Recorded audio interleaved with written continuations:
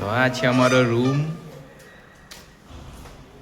સારંગપુરની ધર્મશાળા છે, ટ્રસ્ટની જ કષ્ટભંજન હનુમાનજી.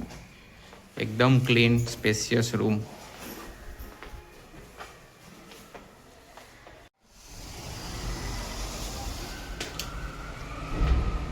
તમે જોઈ જ શકો છો આટલી મોટી ધર્મશાળા છે, તો ક્યારે બી આવું સારંગપુર, અહીંયા જ રોકાવું.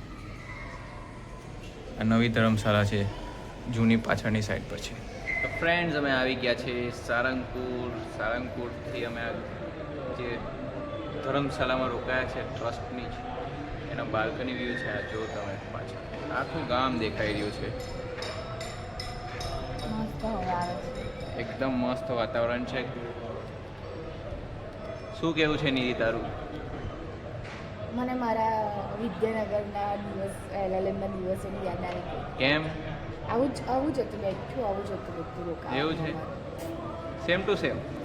વડતાલની સામે ડાઉન છે ને, એટલે આવું જ હતું પાછળ. હમણાં મારી ફ્રેન્ડ્સ જે વિડીયો જોશે ને તે લોકોને એવી યાદ આવી જશે. ધર્મશાળા સ્વામિનારાયણ વાળાની જ છે, એટલે એ રીતે જ બનાવી છે, સેમ ટુ અને સેમ. બધાને એવું રિઝનેબલ જ છે, એવું નહીં કે કોઈનાથી ના રોકાવાય એવું. તમને આગળ વિડીયોમાં બી નથી લેતા. તમને વિડીયોમાં જોવા મળશે જ ધર્મશાળા કેવી છે.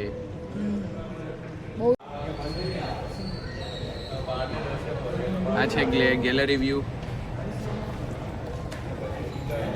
અહીંયાથી મેળો પણ દેખાઈ રહ્યો છે, તમે જોઈ જ શકો છો વિડીયોમાં.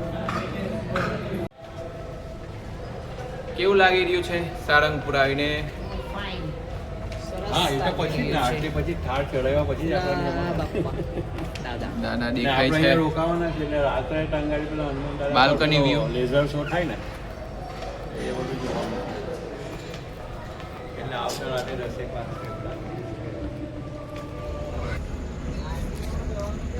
આ છે ગોપાલાનંદ સ્વામી યાત્રિક ભવન, કષ્ટભંજન દેવનું. તમે જોઈ જ શકો છો આટલી મોટી બિલ્ડિંગ, નવી કન્સ્ટ્રક્શન થયું છે, અહીંયા લોકો રહે છે અને એકદમ વ્યાજબી ભાવે રહે છે. એસી નોન એસી રૂમ બંને અવેલેબલ છે, તો તમે આવો તો અહીંયા જ રોકાજો.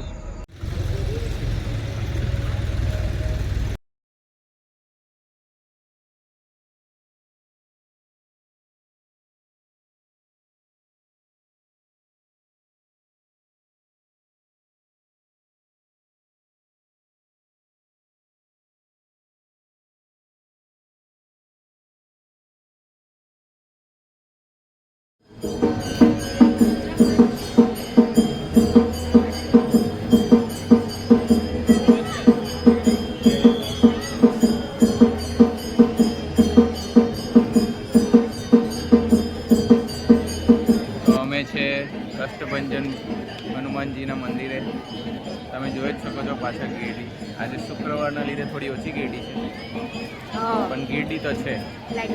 આરતીનો સમય થઈ ગયો છે, તો અમે આરતીનો લાભ લઈશું અત્યારે, એ તમને બતાવીશું આગળ વિડીયો.